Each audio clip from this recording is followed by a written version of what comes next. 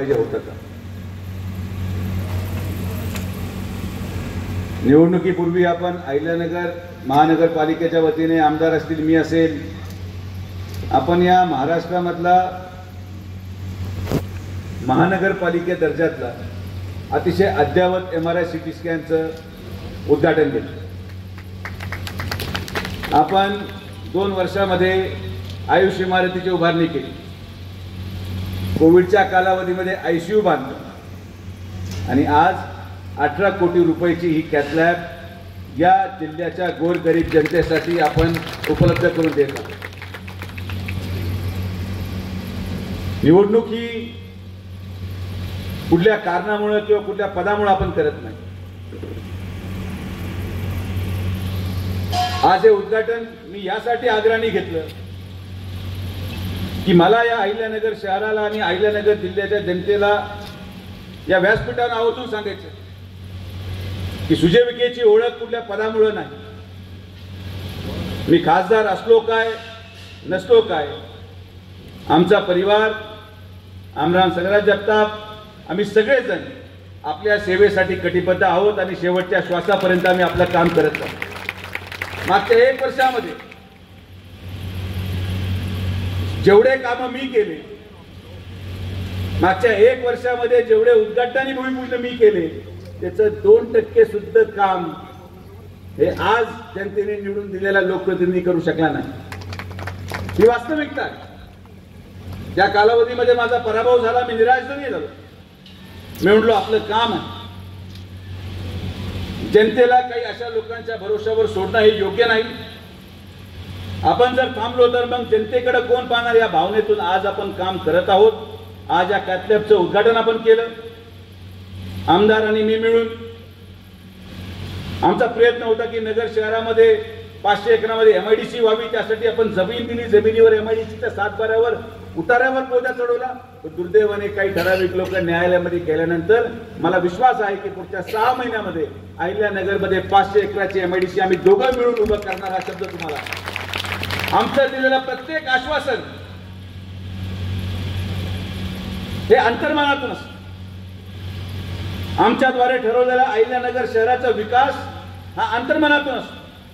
मत मागण्यासाठी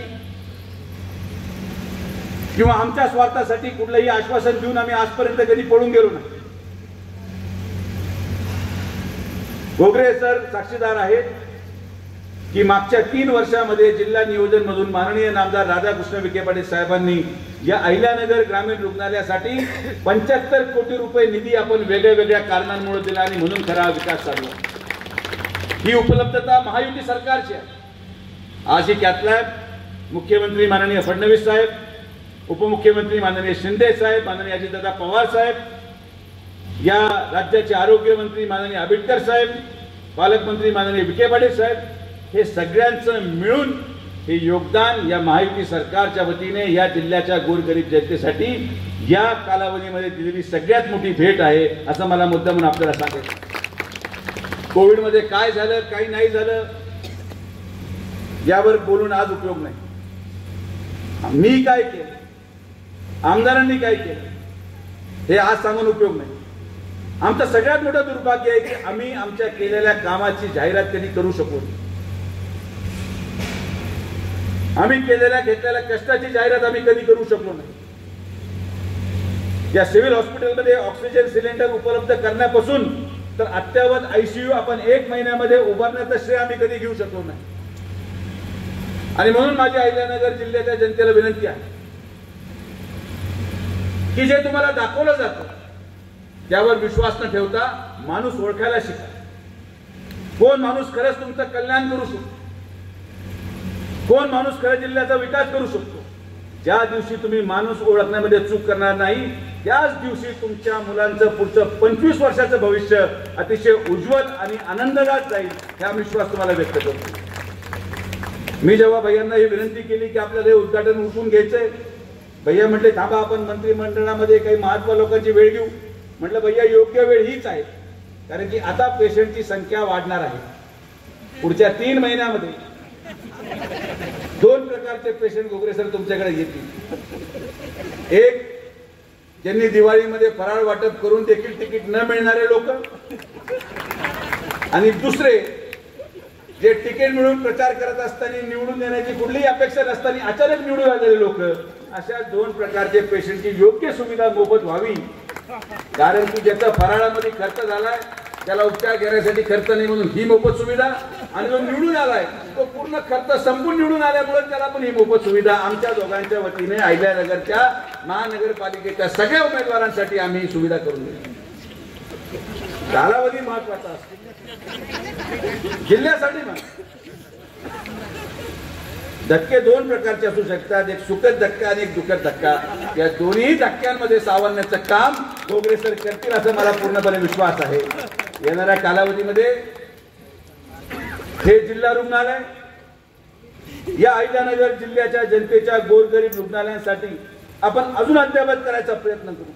काही ठराविक लोक फक्त राजकारण करतात, काही झालं का कुठला तरी मुद्दा करून उपस्थित करायचं म्हणे, काही झालं तरी आम्ही अहिल्यानगरचं महाविद्यालय, वैद्यकीय महाविद्यालय बाहेर जाऊ देणार नाही. अरे घेऊन कोण जात? कोणी घेऊन चाललंय? कोणी हे म्हटलंय की आम्ही घेऊन जाणार आहोत? नसलेल्या मुद्द्याला उपस्थित करणे, मुद्द्याचं राजकारण करणे. आणि म्हणून आज या व्यासपीठावर मी शब्द देतो आमदार सगळ्यात जगताप आणि पालकमंत्री नामदार राधाकृष्ण विखे पाटील साहेबांच्या वतीने की अहिल्यानगरचं पुण्यश्लोक अहिल्याबाई होळकर वैद्यकीय महाविद्यालयाची स्थापना ही नगर शहरातच होणार, दुसरीकडे होऊ शकत. हा चर्चेचा मुद्दाच नाही. पण आता मुद्दे संपलेत, काहीतरी नवीन निर्माण करायचं आणि जनतेमध्ये जायचं. पण आता ती वेळ निघून गेल्यावर अहिल्यानगरची जनता ओळखायला शिकलेली आहे. अहिल्यानगरची जनतेचे डोळे उघडलेले आहेत आणि अहिल्यानगर जिल्ह्याच्या जनतेला त्यांनी केलेली चूक ही आज गल्लोगल्ली जाऊन लोकांमध्ये जाऊन जेव्हा लोक भावना व्यक्त करतात तेव्हा मला हे जाणवतं. आणि मी तेव्हाही हेच म्हणत होतो आणि आजही म्हणतो की माझा संघर्ष, माझं हे पद, माझा लोकसभा लढवण्याचा मानस हा माझ्या व्यक्तिगत स्वार्थासाठी नव्हता. आणि हाच फरक मला तुम्हाला दाखवायचा होता की आज खासदार सुजय विखे जेव्हा काम करत होता तेवढे फार कमी लोक ओळखायचे. पण आज खासदार सुजय विखेपेक्षा माझी खासदार सुजय विखेला महाराष्ट्र ओळखतं. हे सगळे तुमचे आशीर्वाद आहेत. माणसाची ओळख पदामुळे नसते, माणसाची ओळख त्याच्या कर्तृत्वामुळे असते, माणसाची ओळख त्याच्या कार्यामुळे असते, माणसाची ओळख त्याला मिळालेल्या कौटुंबिक वारसामुळे असते.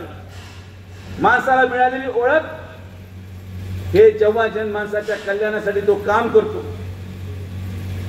त्या निर्माण झालेल्या ओळखीला कुठल्या पदाची आवश्यकता नाही. आजही मी आवर्जून उल्लेख करेन की निवडून दिलेला प्रतिनिधी आणि पडलेला प्रतिनिधी जरी रस्त्यावर उभं राहिलं तर गर्दी कोणाकडे होती हे पण आपण पाहायला तयार आहोत.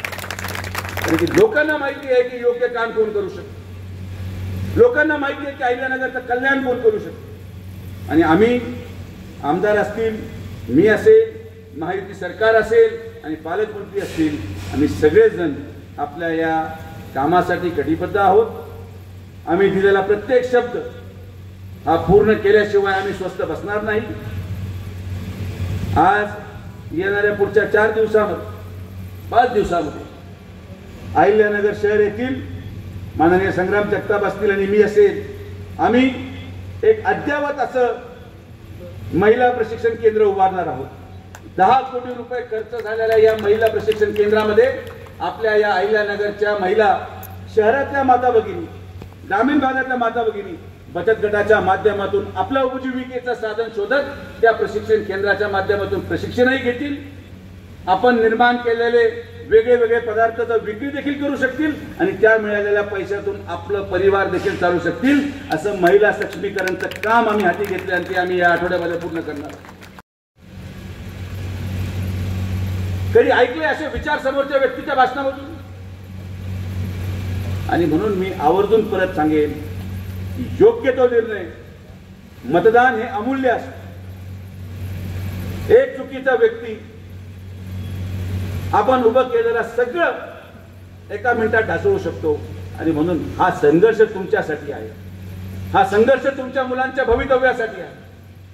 हे काम, हे विकास हा तुमच्या पुढच्या 50 वर्षासाठी आहे आणि म्हणून विकास केलेल्या माणसाच्या पाठीमागच्या पुढे उभं राहा, तर समाज टिकेल, तर लोक टिकतील आणि तर या अहिल्यानगरमध्ये जन्मलेला मुलगा त्याचं पुढचं भविष्य याच अहिल्यानगरमध्ये शोधायचा प्रयत्न करेल. एवढंच या ठिकाणी मी आपल्याला सांगतो.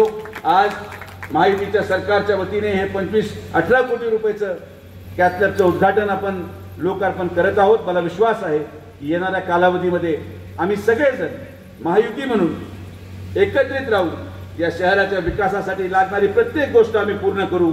एवढंच ग्वाही या ठिकाणी देतो. आपण सर्वजण आलात, सगळ्यांचे मनापासून आभार. जय हिंद, जय महाराष्ट्र, जय श्रीराम. दर्जेदार शिक्षणाची हमी म्हणजेच JSS गुरुकुल. प्ले ग्रुप ते इयत्ता 8वी इंग्रजी माध्यमासाठी प्रवेश प्रक्रिया सुरू. डिजिटल तंत्रज्ञानाद्वारे शिक्षण पद्धती. एका वर्गात फक्त 20 ते 25 विद्यार्थी. गणितामध्ये प्रावीण्यासाठी abacus. Pickup and drop facility. ठिकाण बालाजी कॉलनी, अंबिकानगर, केडगाव, अहमदनगर. संपर्क 0241 241 7007, 9403 98 7007 आणि 9371 38 8007.